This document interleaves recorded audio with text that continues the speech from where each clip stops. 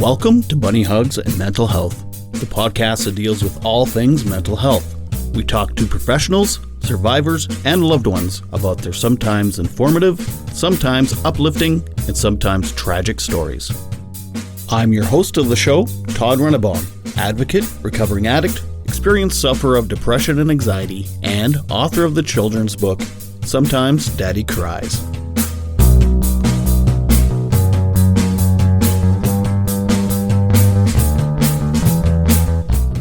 Hello and welcome to another episode of Bunny Hugs and Mental Health. I am your host, Todd Randall. Well, I just had a really lovely week. I was a guest speaker at an event for youthmatter.ca in Melfort, Saskatchewan, and it was just an amazing day. There was a whole bunch of other presenters and speakers and performers, and it was just a really, really wonderful day. So I'd just like to thank youthmatter.ca. You can go to that website, in fact, youthmatter.ca. And if you have any youth, they have a Teen Talk Tuesday. And I'm not sure exactly which Tuesday nights it is, but every once in a while on a Tuesday, they have a Teen Talk and they have guest speakers. And you can just tune in and listen to a guest speaker and learn a little bit about mental health. So check that out.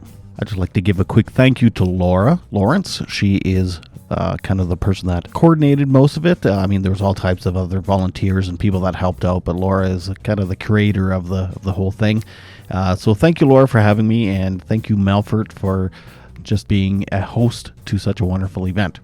I'd like to talk about next week's episode before I talk about this week's episode. Next week, I am speaking with Izzy or Isabel. She is on TikTok, Sober Izzy XOXO. She's just a really lovely young lady who is living in the UK. She's an American living in the UK. She went to uni and she's working there, and she has had a bit of a run-in with some addiction issues. And so she's gone on TikTok and she goes live twice a day. And she discusses her addictions and getting sober and any troubles she's having that day. And she's got a little support group going on TikTok. And I've just found her on there, and I've been following her and watching her and talking to her. And it's been really great. So she's in very, very early recovery. She has relapsed at least once. So I talked to her about her story and why she went on TikTok. And yeah. She's a really, really sweet girl, so check that out next week. Now, this week's episode, I am speaking with two people. One is Randall White, and the other is Jennifer Hutchins, and they made a documentary together. Jennifer is the producer. Randall stars in it. It's called Spiral. It's not out yet, so I've been very, very lucky, and I've been able to watch the movie before it's been released. And I'm telling you, it is amazing. It's just really, really good. And it's called Spiral. And it's a rare and shocking documentary by two-time Oscar winner Bill Guttentag. He is the director and the writer. And it's voiced by actress Michelle Trachtenberg. You may know her from some television shows. And it is with Grammy-winning composer David Kahn. And Jennifer, the producer, who I'm speaking with, she's done a ton of television shows too, and she talks about that in the interview coming up here. So I'm not going to spoil the interview too much or about the film, but I'm just going to tell you when it comes out, go see it or watch it on Netflix or however it comes out. I'm not sure yet. But anyway, so anyhow, without further ado, I give you Randall and Jennifer.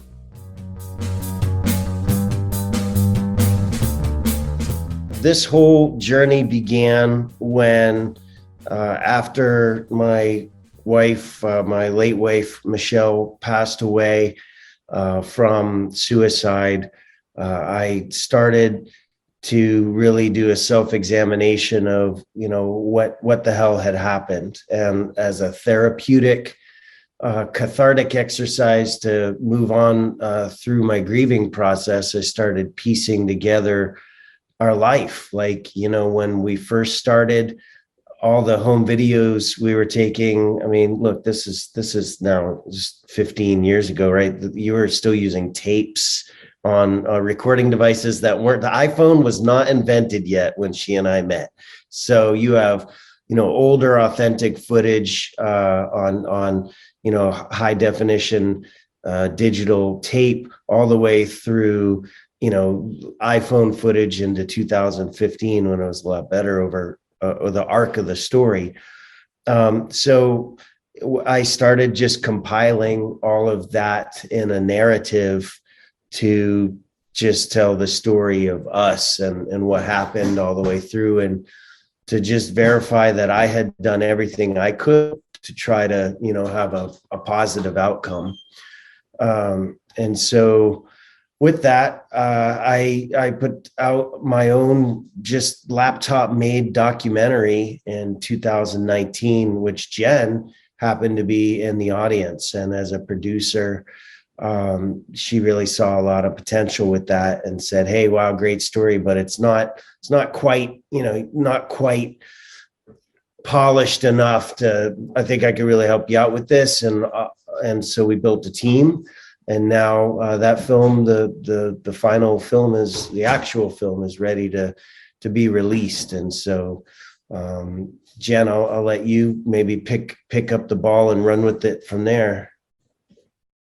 Sure. Yeah, it was a lifetime that sort of came together in one moment. I grew up in Michigan, so Canadian fan.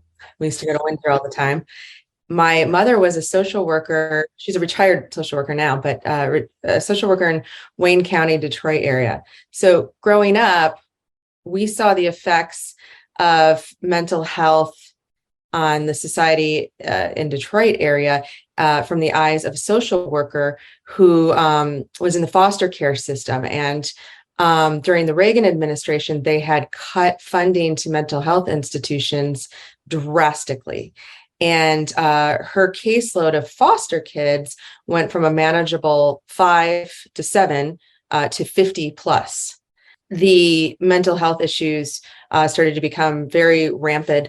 Nobody was getting any help. And I started to see a stigma around just our culture, which I'm sure a lot of people, noticed at various times, where it was like, oh, look at these homeless people, these druggies, whatever. But nobody wanted to talk about the underlying issue here is this is untreated mental health. So there was sort of always a burning desire in me to want to do something with that and shine a light. I just didn't know how it was going to pan out. And fast forward, I became a journalist for a couple of years in Michigan at a news station, and then moved to Hollywood, where I got into telling stories with documentary type series, with the first big breakout being a show called Chris Angel Mind Freak on A&E.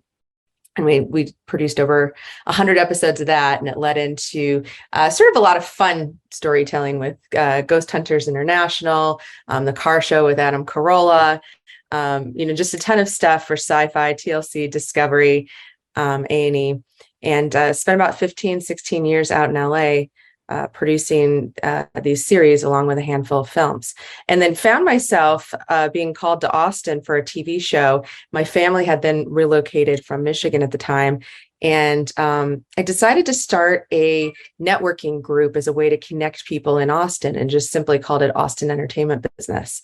And there was a desire and need for it, and 100 people would show up to every event. And Randy was one of the initial people that showed up to network and find out more about the industry. And he revealed to me that he had put together footage of his life. And we talked about this over the course of a few months. And then he walked up to me one day and said, "I'm having a screening. I've actually put this stuff together. I think I have a documentary. Would you please come and be my VIP guest?" And a lot of times I unfortunately have to deny these sorts of invites because there's so many. I just don't have enough time in the day. But there was something about the way Randy said this that really got me. And, he was talking about shining a light on mental health with what he'd gone through personally. And I really showed up with no expectations, and I just could not believe what I saw on the screen. After producing thousands of hours of, real life documentary type stuff throughout the years, I saw a diamond in the rough, needle in a haystack, with how raw and emotional Randall and his late wife Michelle were in this footage. And I told Randall afterwards, I said, it's amazing what you captured with your life. But there's no way I have time or development money to produce a movie right now. So I'll kindly have to pass. And then a few days later, I found myself calling Randall and saying, it's haunting me. I don't want somebody else to do it. I don't want it to not get done. I need to do this. And so, yeah, we partnered up, and the rest is history. Now, a lot of people felt the same way as I did about it too.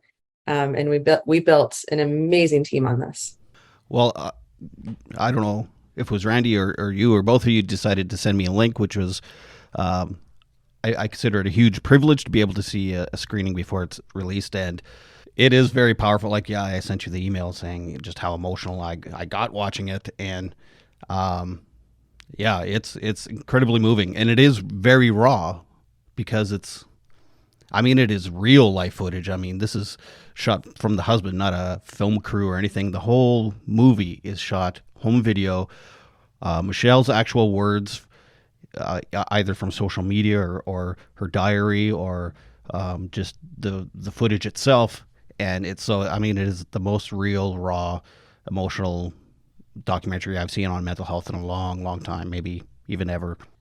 Yeah, if to set the backstory for people who are like, okay, well, what's this film? Is Michelle was born to a family that had a history of drug use and abuse of varieties, and she came from pretty rough, a rough upbringing, a lot of trauma as a child, which when we met, she was able to finally feel a sense of security, and like we grew this love and this regular relationship. Just I'm a rock and roller, and so we both like to party and live fast. But I didn't know what bipolar disorder was when we met, and she said her family had it, and I didn't get what that meant because I had no training of actual mental disorders, genetics versus nature versus nurture, any of that.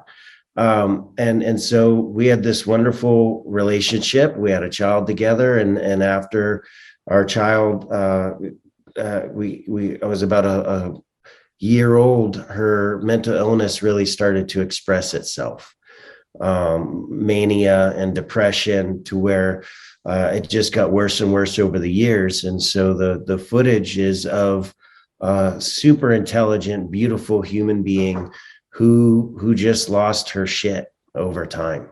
And I love her. I will always love her, and I did my best to keep my family together. That's really the driver behind, okay, well, what are you really trying to do with this? Why are you sharing all this?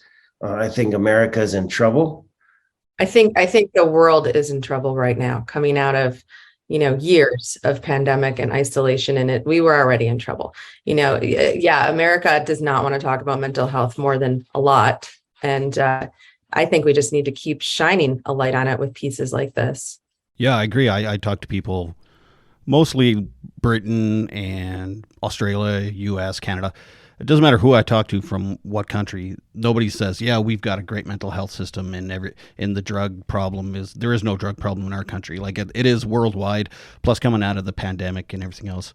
I also want to say, Randall, that it does come across very strongly in the documentary that you love her and you are doing everything you can, because sometimes, that I used to work in addictions, and I would see families just give up on their loved ones, because it is so frustrating. It's hard for loved ones of people that are ill to protect themselves, to protect their children and stuff. But it does come across very strongly that you did everything you could to help Michelle, to stay with her for as long as you possibly could. I was convinced that you would still be with her today if the situation got better as opposed to getting worse. And yeah, and that's the ultimate tragic ending to this is, only you can prevent forest fires. You know what I mean? Like get your self help, get your family help before it's too late. And also I think, just really getting immersed in Randall's world and this world over the years with this documentary, we all feel strongly that if this is a good sort of piece, this film, for people that don't know what they're dealing with, and the sort of confusion and frustration. A lot of people that have seen it have said, I didn't really understand bipolar till I watched this. And so I think, it's shocking, but it will get a conversation started. It will get interest and movement. And, we're starting to work with some healthcare providers for after the release of the movie that can then start to receive people, because we don't want to leave people with, okay, my eyes are open, now what? Right. Yeah. And I love that. Well, I don't love it, but it's great that the addiction side of it is there as well, because a lot of people could just relate to the movie just on the addiction part of it. People can relate just on the bipolar part of it. And working in addictions, I know, there's a strong connection between mental illness and addiction. So it's nice that it kind of sheds some light on that as well. Yeah, that was a really hard thing for us as filmmakers to go through that, because, we were getting the obvious stigmas of, oh, she's just addicted to drugs. She's just an alcoholic. And we really had to piece through all the medical records. And we brought in a psychiatrist who specializes in bipolar and addiction, and said, is this an addict, or is this somebody who's bipolar and addicted? We had to answer these questions internally, though Randall knew it because he was first and foremost. But, from a journalistic standpoint, we had to also do some additional verifying too. Mm-hmm. And I heard someone moving around in the background earlier. Was that your daughter, Charlotte? Yeah, she was grabbing a snack out of the fridge. And how is she these days? She sees a counselor, and she's actually a peer leader in mental health advocacy. She's trying to organize a meetup for other peers to be able to have face-to-face support. She's pointed out a market gap for support. You can get teen support groups, but it's usually starting around 14 and above, where counselors may even have peer support groups. But, for kids who are 12, there's just nothing. They can't go online because of all of the terms of service of any support forums that are popular for mental health out there with adults. So, besides a school counselor, a lot of these kids are out in this mental health desert.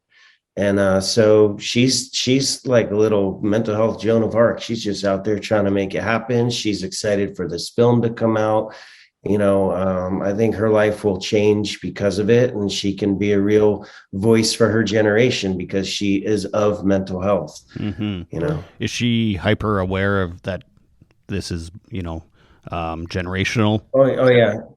Yeah, no, she's acutely educated in mental health, has seen a lot more adult things than kids her age has, really handles it well, but she also sees a therapist. She has an understanding that her own darkness that is emerging, maybe it's not just all kids go emo, right? Like there's she's going through, hormonal changes. Like this is a teenage girl coming of age, dealing with a traumatic childhood herself. But she, I would say, has a massive support network of people who love her. She has professional mental health. She has her school is very supportive. She's getting straight A's, and I think she has 1 B right now. So we're fighting hard to manage her mental health, because she's going to have to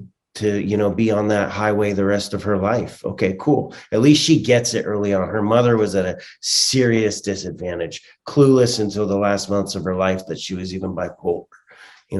She wasn't diagnosed to the very end, which is sad. She didn't have very supportive parents like you either. No, exactly. No. Yeah. And you were talking about your daughter's grades, and I just remember the part in the film where Michelle graduated nursing with, what do you call it? Is it on the dean list, or I can't remember what it. Yeah, she graduated magna cum laude, which is basically the valedictorian award. She received the dean's award. She graduated top of her class from one of America's hardest nursing schools, OHSU in Oregon, and that she was a float nurse, which means she had to learn how to do the job of 13 specific other nursing careers, whether you were in med surge or whether you were in, there was 13 floors of this hospital. And as a float nurse, you have to know how to do the job of everything, because she would have been bored if she was just stuck to one floor. It would have driven her nuts because she was manic at times, right? She had to pop. And you could tell there was super hypermanic Michelle that spoke a million miles a minute, and you couldn't think, you had to run in your head to keep up with her. At least I did. And then there was Michelle on the bed who wouldn't say a word for 3 days and wanted to die. Michelle, and people have to understand that this is not a choice that they have, right? Yeah. And so the film, I think there's so much more that I wanted to be able to say, but you've got 90 minutes, right, to pack in a lifetime and 12 social lessons and all this and that. So I'm really proud of the team. I think that they really did give a balance to a struggling husband's voice and to the struggling wife's voice from her own words, and we got to see both sides, which is great, because my version was all my lens, right? Just what I saw. They had to tell the story from both sides, and that's why I think it's just 10 times better. I got a question. Do you think postpartum maybe had a part in the major shift? Or, I mean, you're not a doctor, I know, but no, I mean, I like to say this is bipolar or this particular mental illness that cursed our family is like lasagna, right? Everybody knows what lasagna looks like, but our family's recipe had this much pepper and this much cheese. Millions of other families know lasagna, but it's just their ingredients, their specific things. So with our lasagna, after Michelle had our daughter, about a year into that, her mother suicided. Her mother passed away, and that really cracked her. And that's when everything started to express. And it was never the same after that. And her brother as well. Yeah, and exactly. So we had instances on her side, like once her mother passed away, then her heroin addict father moved in with us. I mean, it just spiraled. Hence the title. Truly. Yeah. And then there was the car accident where she got prescribed a lot of really hardcore medication for painkiller. Yeah, that's where all of the oxycodone and oxycontin hell began. And addiction's real easy from there, because we partied during the rock and roll era of when we first met in late 20s and early 30s. And, that came with addictive opportunities, but she always was able to handle it. But the oxy took her down. Yeah. It's amazing when I worked in addictions, just how many people were there for street drugs, hardcore street drugs, and it all started after a surgery or a tooth pulling sometimes even. It's insane. But Jen, how did you get hooked up with the director? Because he's an Oscar-nominated and Oscar-winning director. Yeah, a two-time Oscar-winning director. His name's Bill Guttentag. So I had met Randall at this point, and I was producing a series for CBS All Access called That Animal Rescue Show. And Richard Linkletter was a producer. It was his concept originally.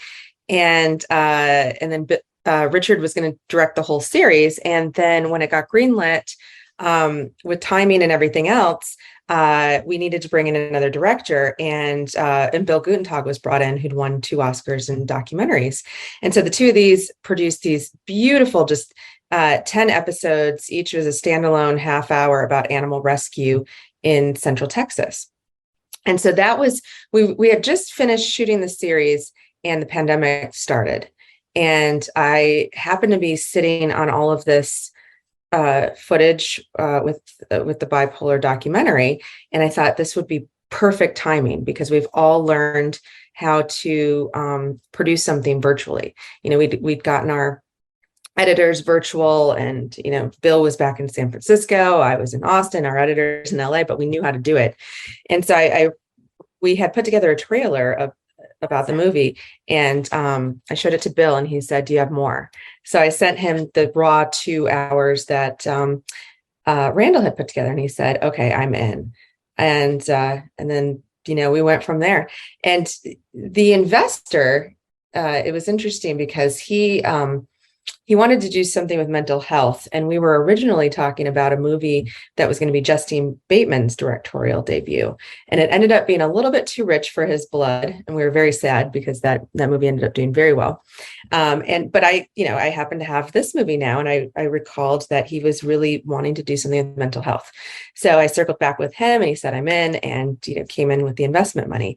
So we took our little mini team that we just worked with on the series and tied it all up in a nice bow and just started going with a 14-week production schedule virtually.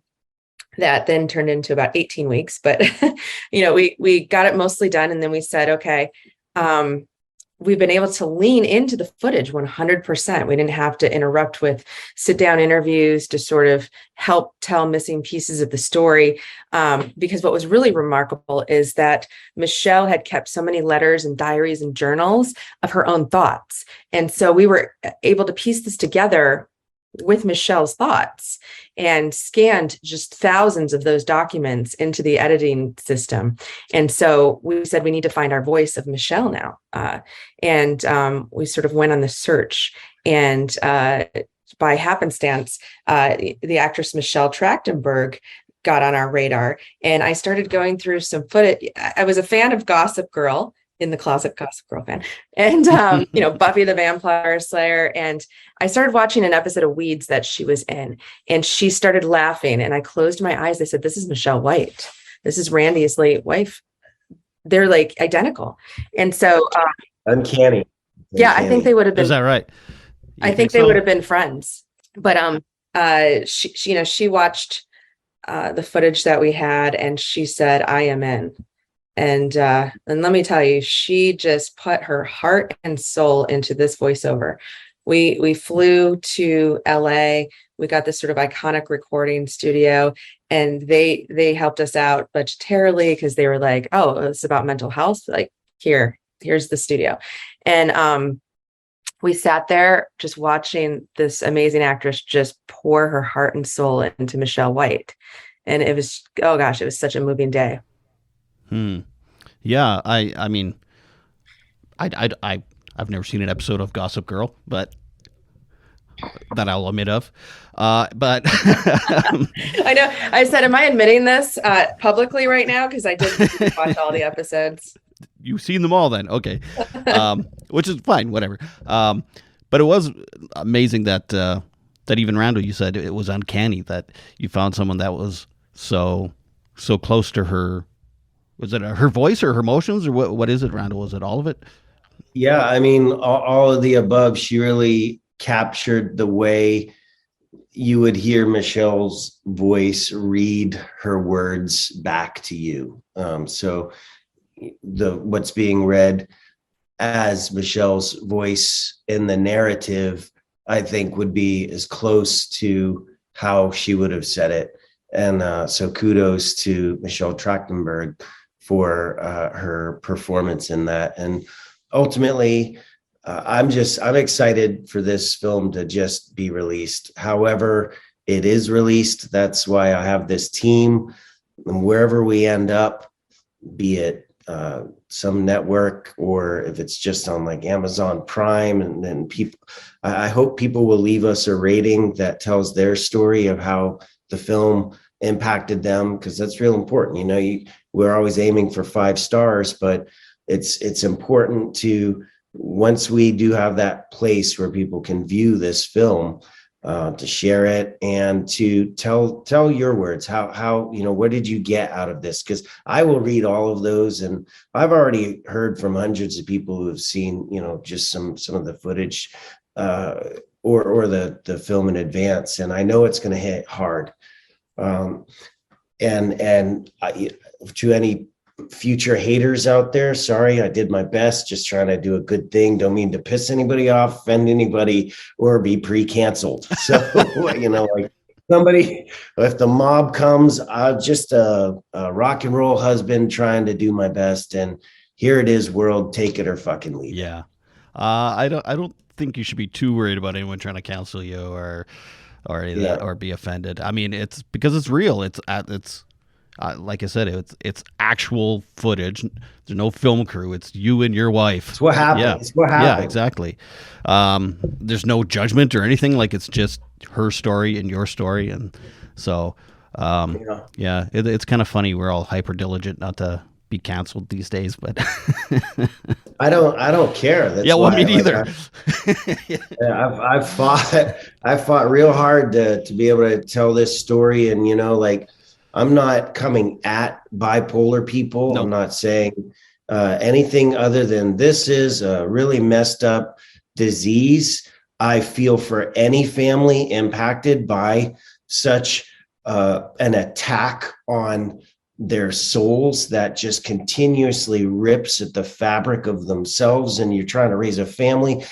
It's already hard out there with inflation, and people, like, they can't even move out if they had to get away from one another because of the economy. I mean, we're dealing with pressures that are leading to suicide. There's a serious message behind this. Absolutely. And I care. Yeah.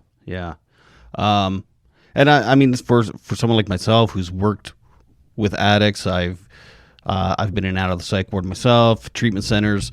I talk to people all the time on this podcast.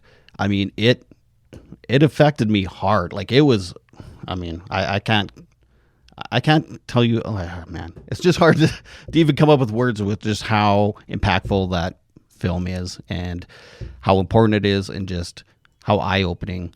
Yeah, I'm sorry, I'm just gushing. No, I'm excited. I'm excited that we can get this feedback, because I'm a horse at the gates, man. The steam's coming out of my nostrils. I'm ready to kick the shit out of this conversation in a big way. Yeah. And well, that was another thing that was so important with partnering up with Randall on this. There's a lot of people that want to tell a story, but they're not willing to expose their life as much as Randall has been. We had a conversation at the beginning. I said, if we're going to go on this journey, do you understand that you're going to be out there publicly and people are going to go, why did you do this? Why'd you put together this documentary about your late wife? Like, they might call you a horrible person. They might think your intentions are wrong, or that you're exposing your child. And, these were all things that we really legitimately discussed. And the thing that was so moving to make me want to partner with Randall was how open he was, bring it on, and how much his heart is in this to share his story to help save other people to not go through what he has gone through. So, yeah, because I mean, you don't shed a perfect light on yourself in the movie either. Like you there's even one part where you're like, I just did a rail because I needed to. Yeah, like you're not like saying like I'm the perfect husband and I'm a sober dude and all that. Like, you're like, I have flaws too, and this is just how our life was, and this is just it, and here it is.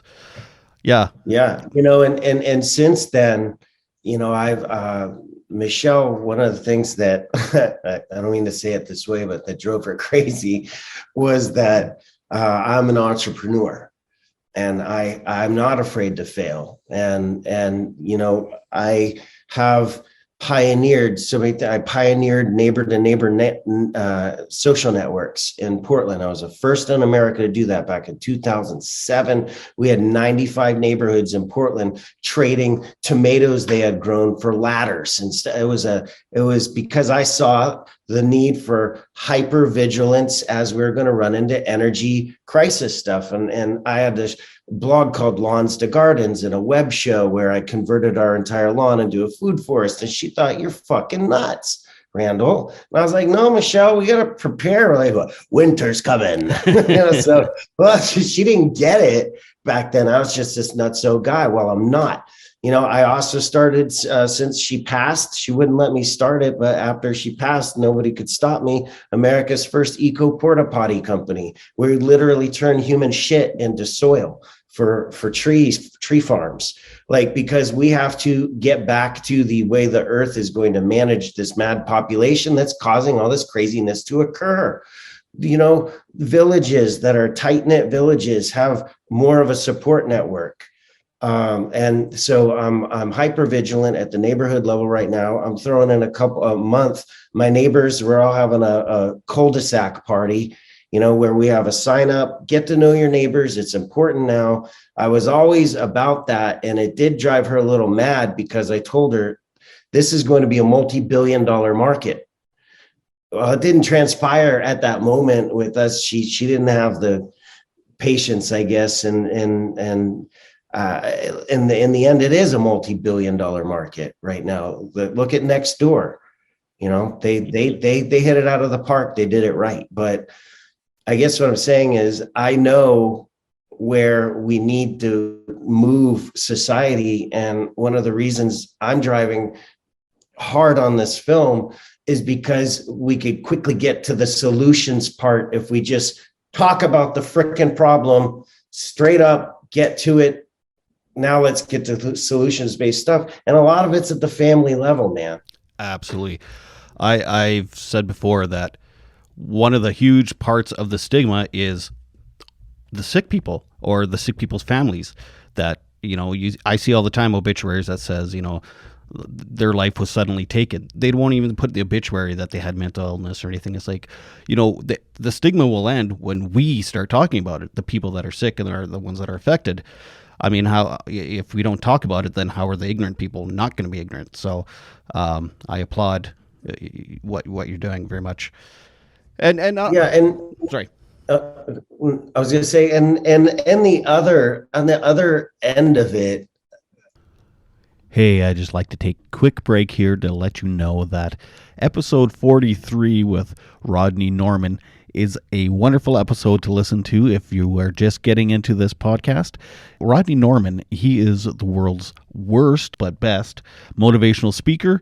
His videos have been sent hundreds of millions of times over the internet. And he's got almost 1 million followers on TikTok. And I can guarantee you've seen him before and you recognize his voice. Here's a little clip of him now. So,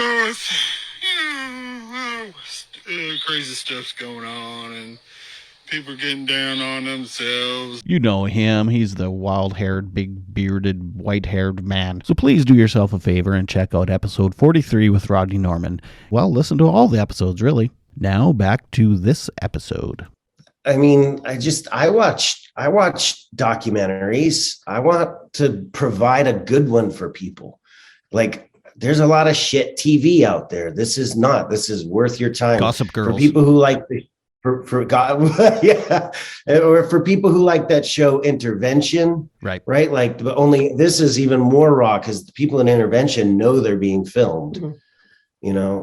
So you might get different behaviors. This is the raw footage, and I'm excited for when it comes out. So, and Jen has the plan for that, and I'll leave it to her to infer the rest of our plan for the release. Well, I just want to hop off of that too, because you guys knew you were filming each other. And that's, I think, an interesting side of this story is that you sort of went to 3 tiers of filming, right? So your first tier was just what everybody does. Here, we're filming our trip. We're having a happy moment. We're kissing.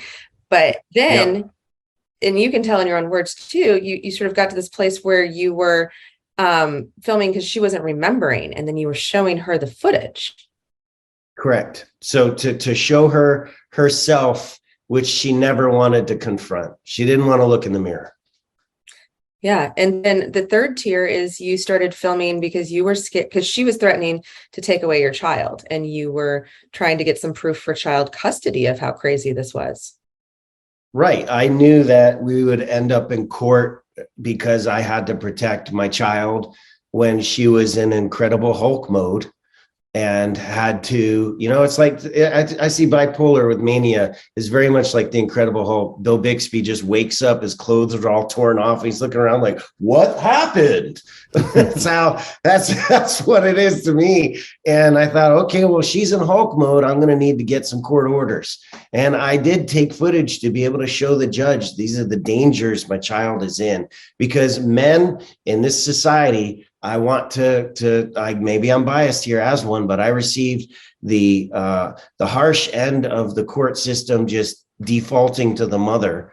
And I did not have any help until I had to go get a lawyer, and it got real ugly, and I never wanted it to get ugly.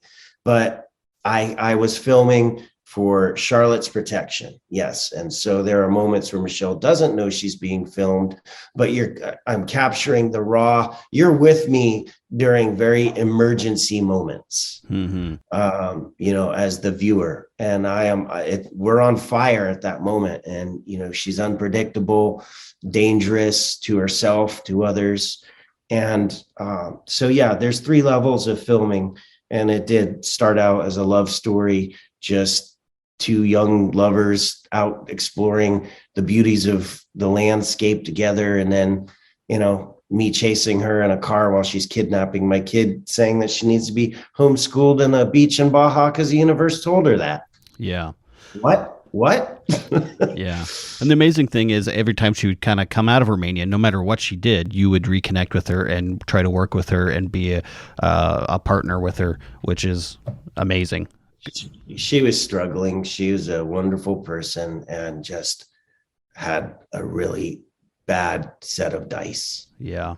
And to see physically the spiral through her from the beginning of the movie, this happy, beautiful woman, to like picking her skin and being, the quote unquote junky looking person and sitting in the car swearing and yelling at you and telling you she hates you and all this stuff. And it's like, she's lost tons of weight, and it's fucking intense. It's intense. And I often tell people when I was going through my stuff, which I still go through stuff. I'm not cured, right? I still have illness, but I think I'd rather be in my position than my wife's position, because I just worry about me, where she has to worry about her, the kids, and me, and everyone around her. So, you've been through a lot, man, and I still can't think of words to say just how much I appreciate this film and your experience. Well, the good news is life does go on. I've recently actually remarried.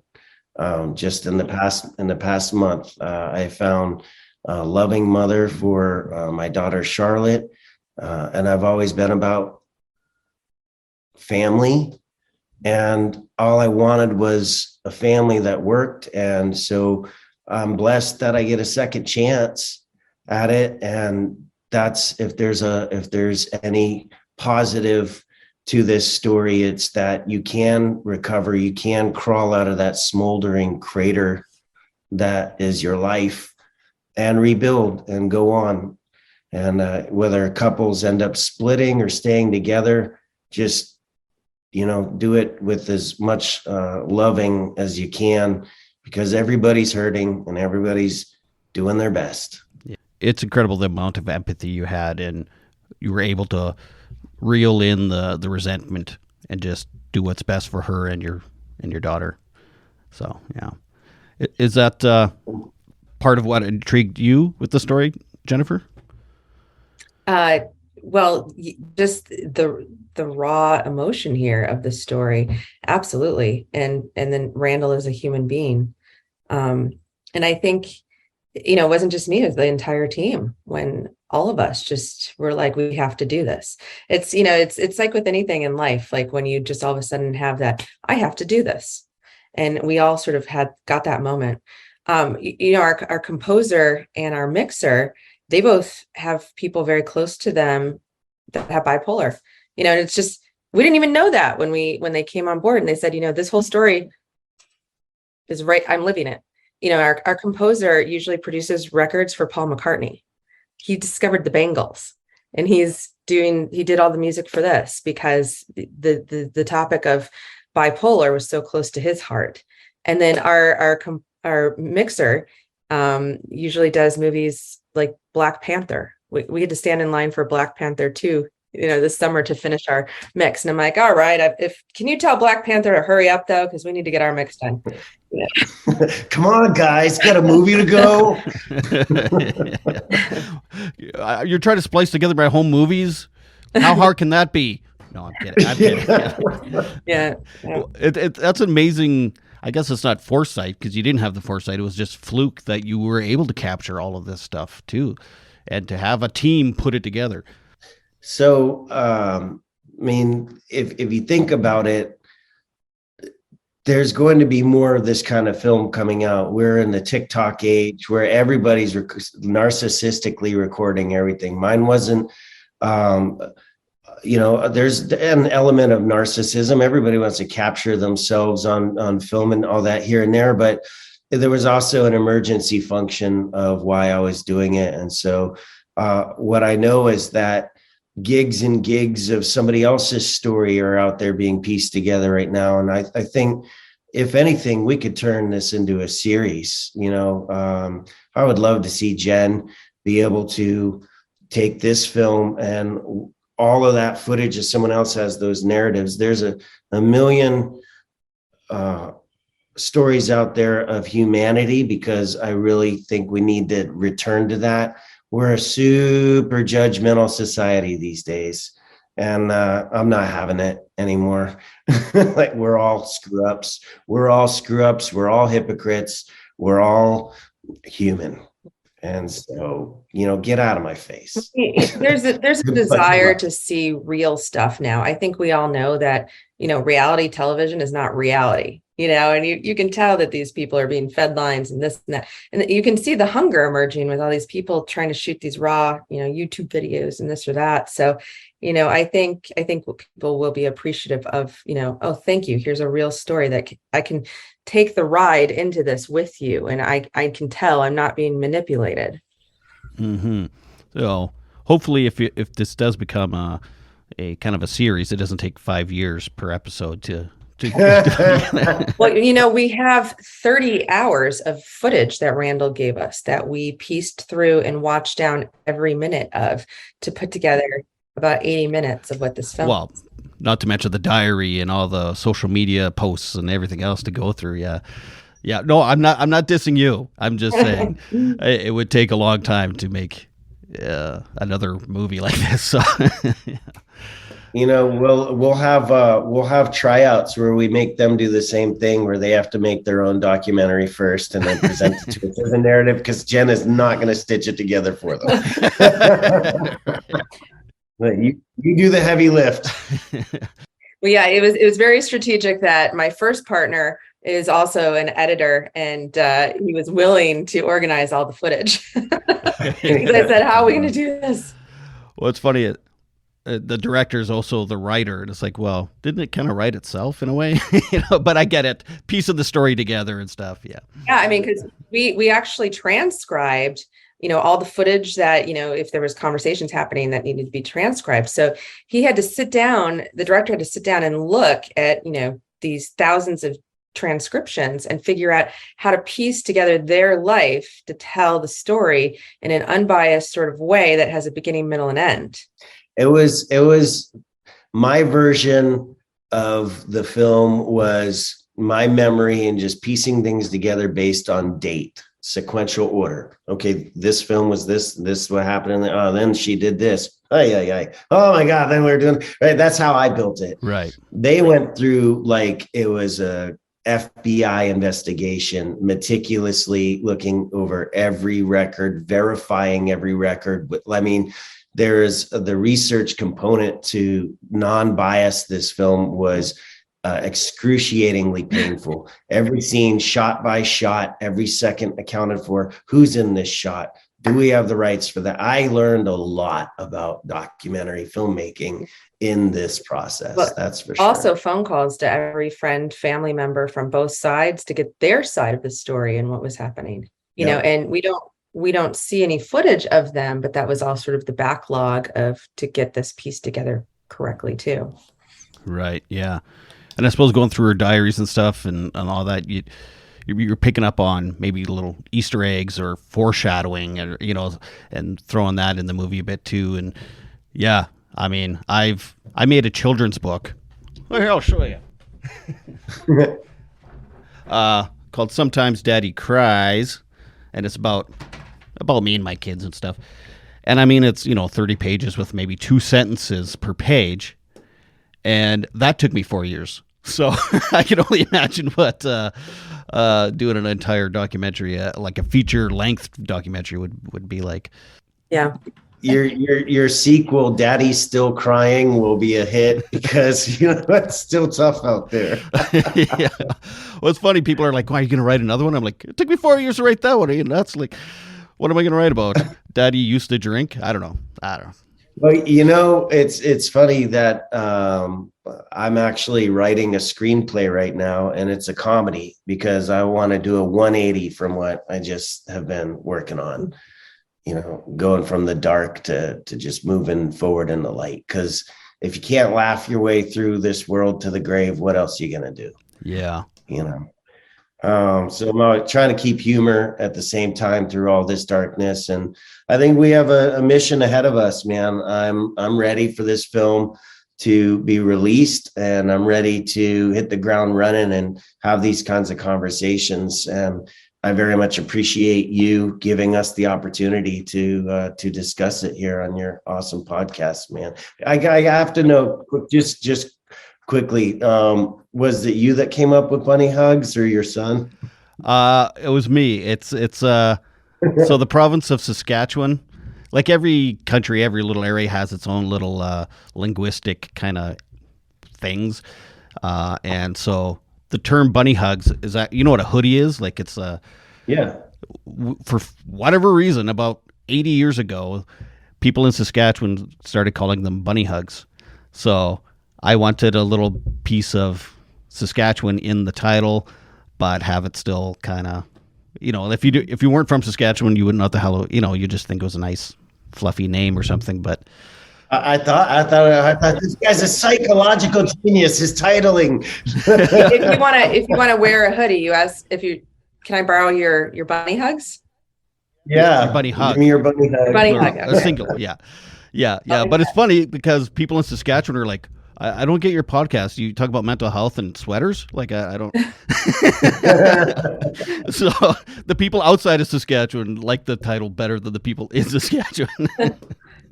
That's funny. Well, we would love it if your audience could help us by going to mentalawareness.today.com.